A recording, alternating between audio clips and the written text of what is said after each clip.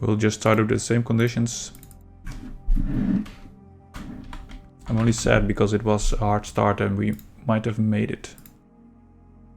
So that would have been cool. But hey.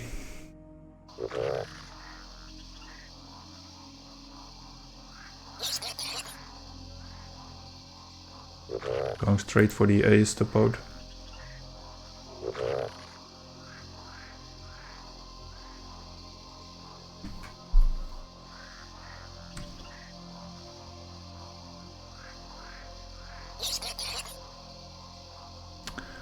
Let's remember to save at least at every era change.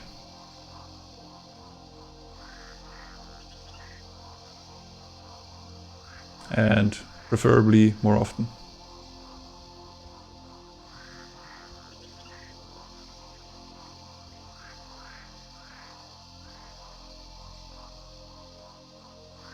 So if you're in chat, remind me, please.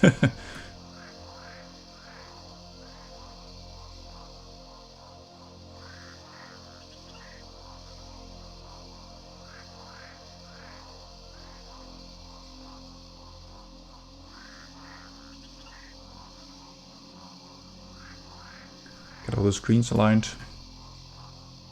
I'm sorry about this gap, but I would like the world map to be a bit larger than the default size because it's very small. Most things are pretty small in this game.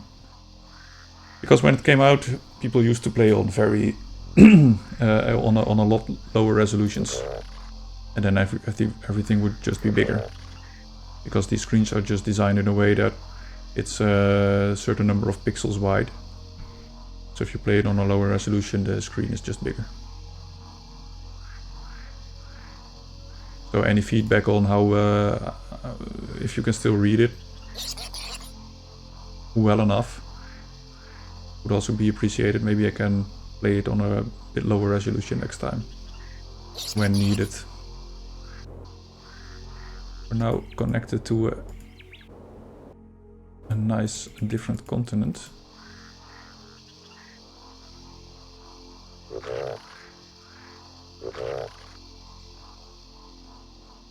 I am going to cross this because I'm not sure it will be connected in the future.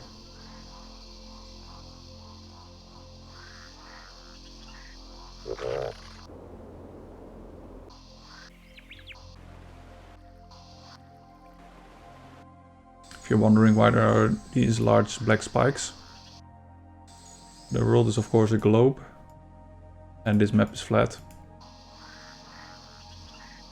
So if you would just put land here, it would become very wide where it in reality wouldn't be. So you make some cuts into it and then it looks like this.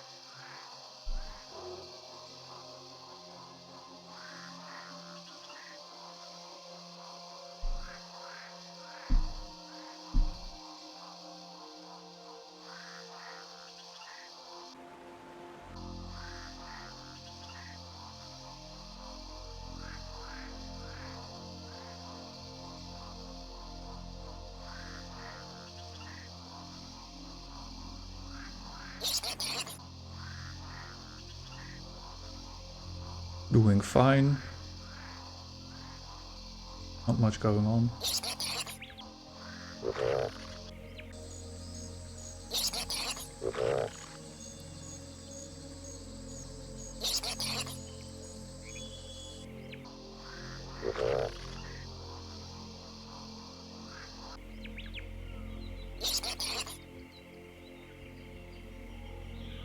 Just a sec, my screen has gone into night mode. I'll switch that off a second. Put you shortly on the break screen.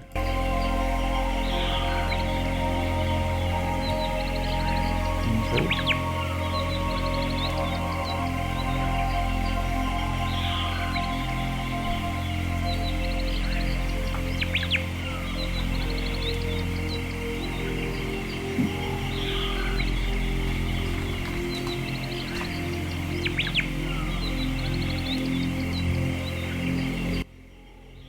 Here we are.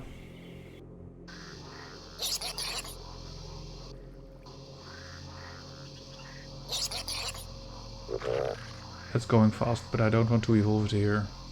So that's a problem. Let's do it here.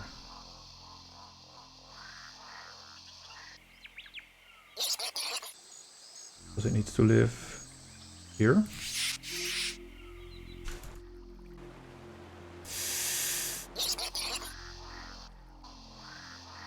Shouldn't have put this here, I think. It's the wrong place.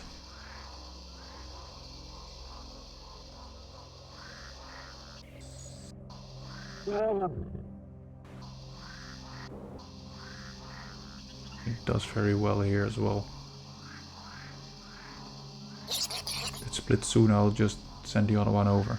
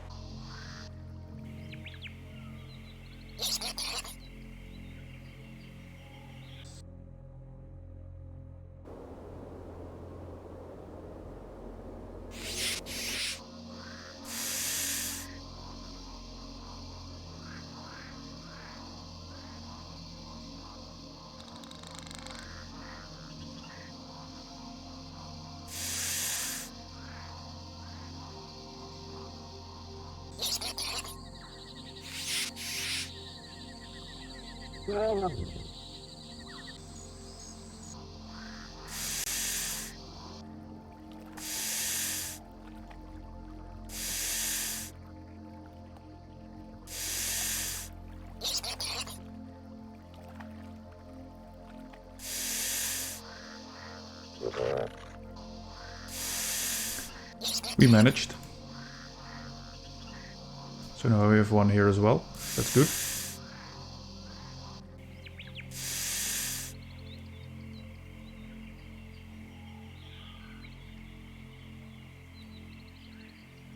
But this needs 30 degrees plains. This needs 32 degrees and plains or swamp. So what's better?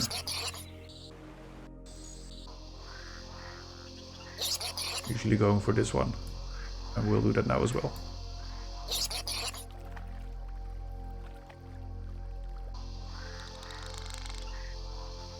So let's read up a bit. The earliest known tetrapod, Elginerpeton, is known from a piece of jaw and leg bones found in the late Devonian rocks in Scotland. Perhaps 368 million years in age, it must have been quite large, as the jaw alone was at least a foot in length. Scotland was then part of a tropical continent of Laurentia. We can assume that Elginerpeton, like Acanthostiga, was wholly aquatic, an active predator on fish and other aquatic creatures on the Devonian vast coal swamps. As with Acanthostiga, Elginerpetons feet almost certainly evolved not to allow to venture forth onto land, but to push along the murky swamp bottom in pursuit of prey. A form of locomotion adopted by some modern fishes.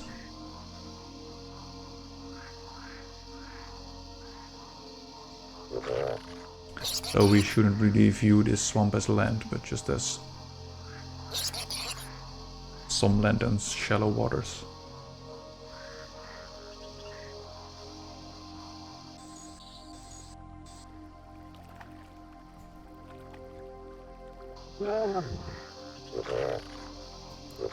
I'll move some of these away. They're just in the way.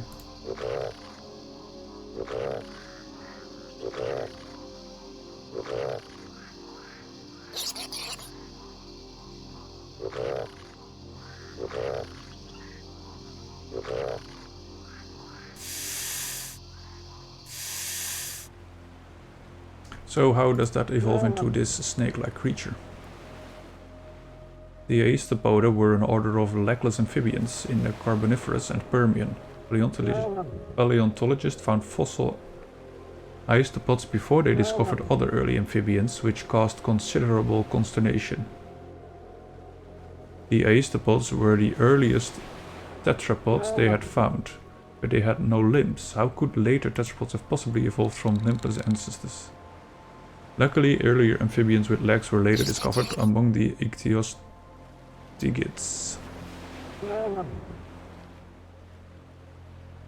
The Aesthepoda seem to have evolved for a burrowing existence in the vast rotting vegetation that accumulated in the great coal swamps of the Carboniferous, for which the period is named. Oh, carbon. Huh. Coal swamps of the Carboniferous. Their diet probably consisted of insects, worms, and other burrowing creatures living in the same vegetation. Aesthepod fossils have been found in Central Europe and Ohio, areas that were during the period almost exactly on the equator. A variety of species ranged between 2 and 4 feet in length.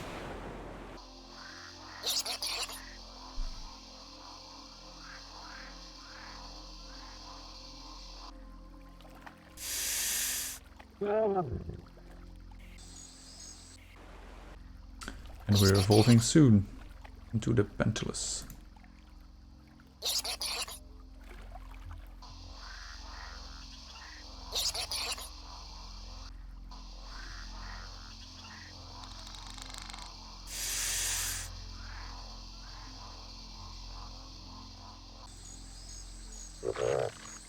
So this does well in swamp and plains of 32 degrees.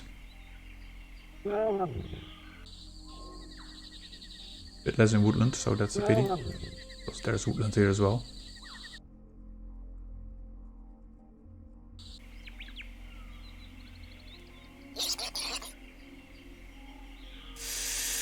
Let's see the feeding. Feeds here as well. This doesn't do very well in shallow sea, so let's move it around.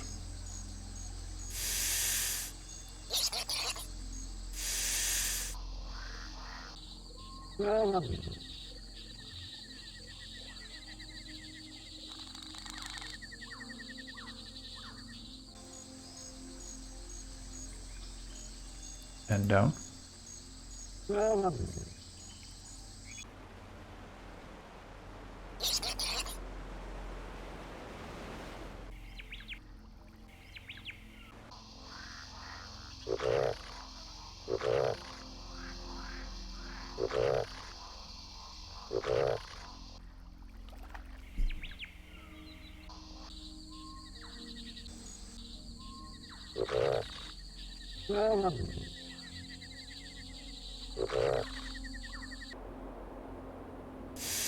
So my opponents are doing quite well as well. Look at the variety of species.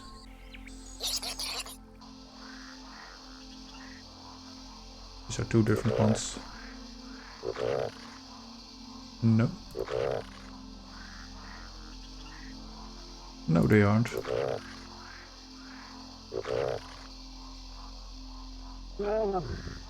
These are mine.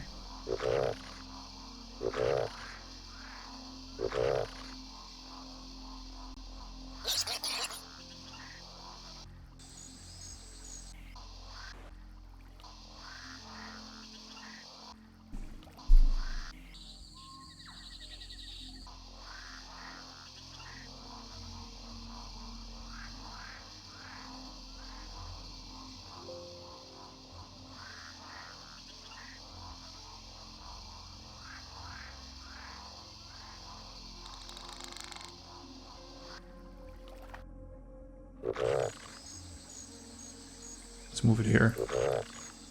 We'll do here even better. It will do even better here.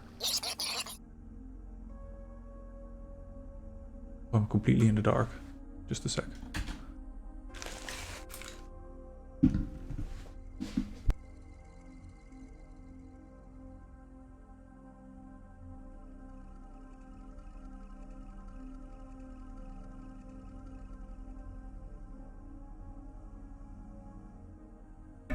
That's better.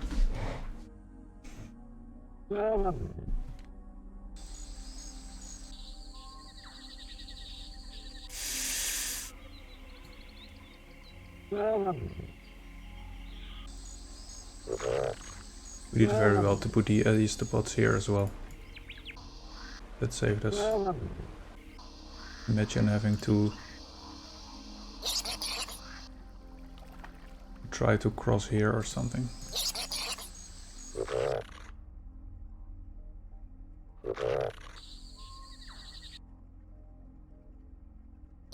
Their feeding has improved a lot.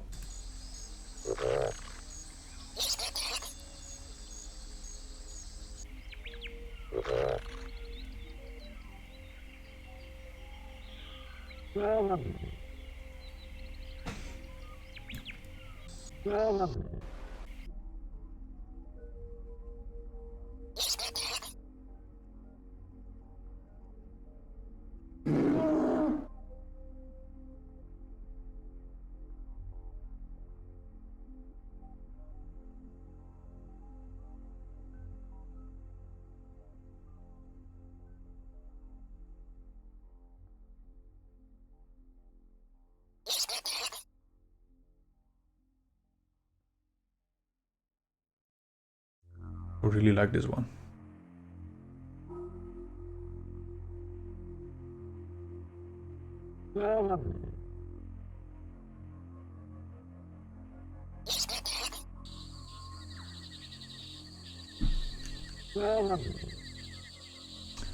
Pentalus was a microsaur, one of the most varied and widespread orders of early amphibia, so it's an order.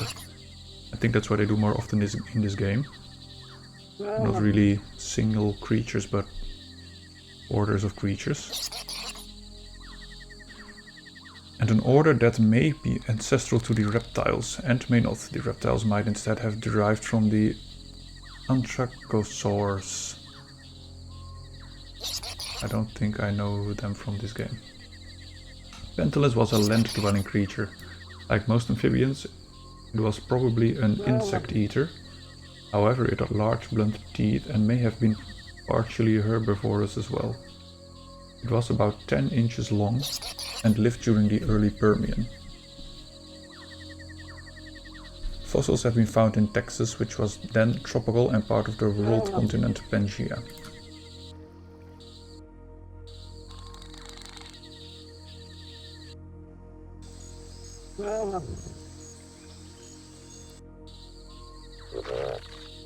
I think this has the exact same options. Go for this one.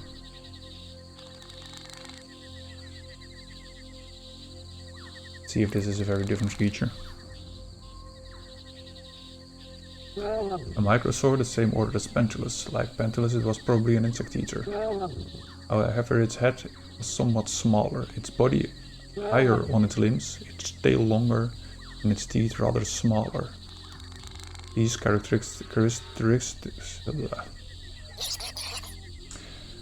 characteristics may indicate that Tuditanus roamed somewhat farther from water and was most likely not herbivorous. The microsaurs may or may not have been ancestral to the reptiles. The anthracosaurs are the main competitor for the honor. A foot-long fossils of Tuditanus have been found in late Carboniferous strata in North America, and related species from around the same time have been found in Europe.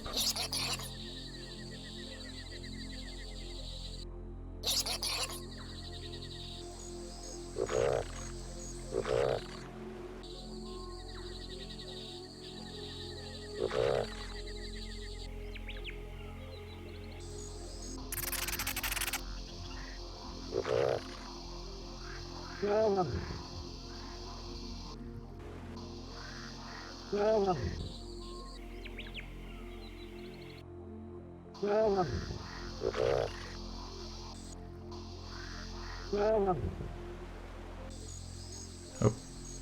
this is going very quick now. It changes.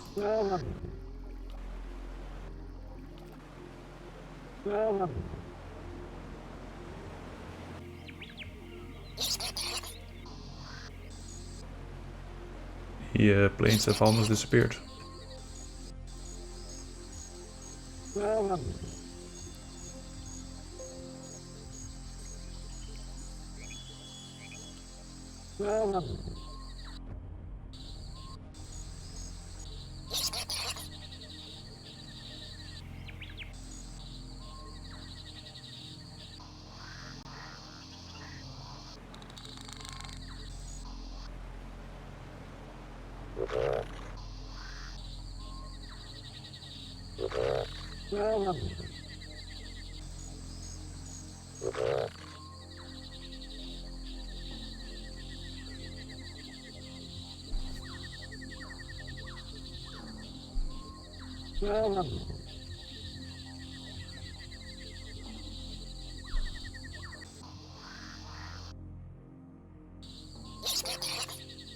Oh, it beat me to the Halonomus. I'm not sure we can actually use that over there. Let's go over this one.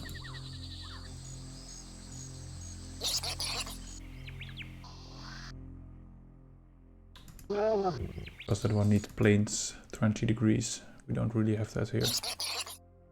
We're getting closer, but...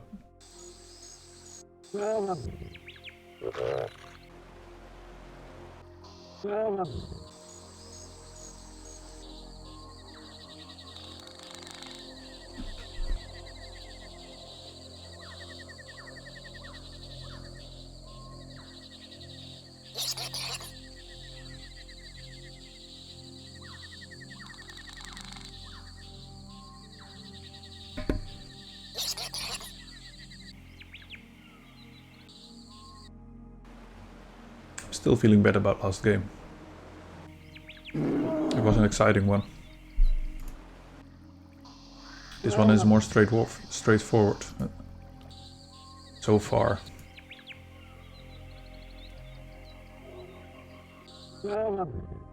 But hey.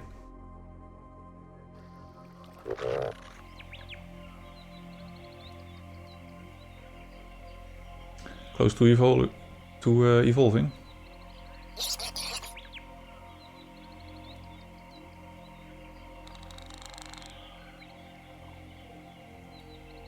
This one is Permian, so that's nice. Ooh, it's already time. Oh, slightly early. We should be fine, I hope. Resume. I think we're fine. This will evolve now, even though it was greatly reduced in numbers. It should be fine. Usually there's a big temperature drop now. No! Hey! Oh god. Oh, we're fine. I was scared there for a moment.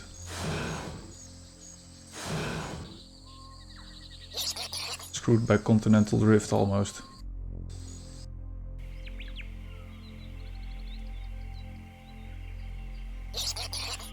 That would have been enraging.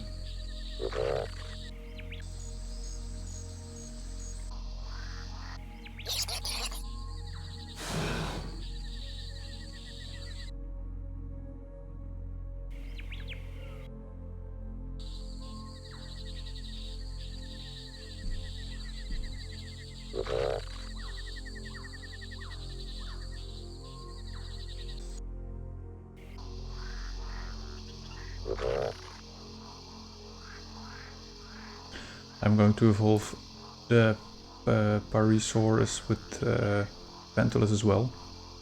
Because the other option is the Petrolochosaurus, but we can't really really have that anywhere. To be in planes 20 degrees. It should be around here. Here it's 20 degrees.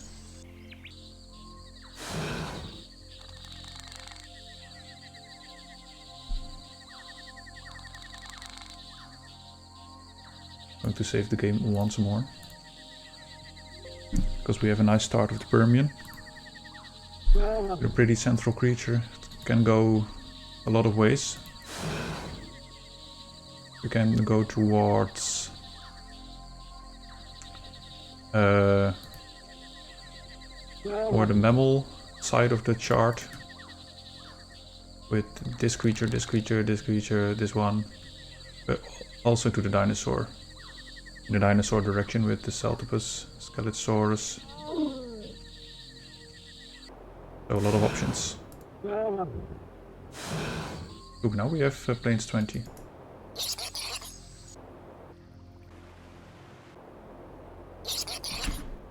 But this is it for today.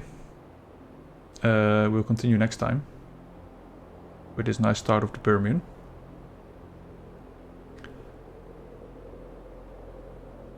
So I'll see you somewhere sometime this week or next weekend when we continue this game.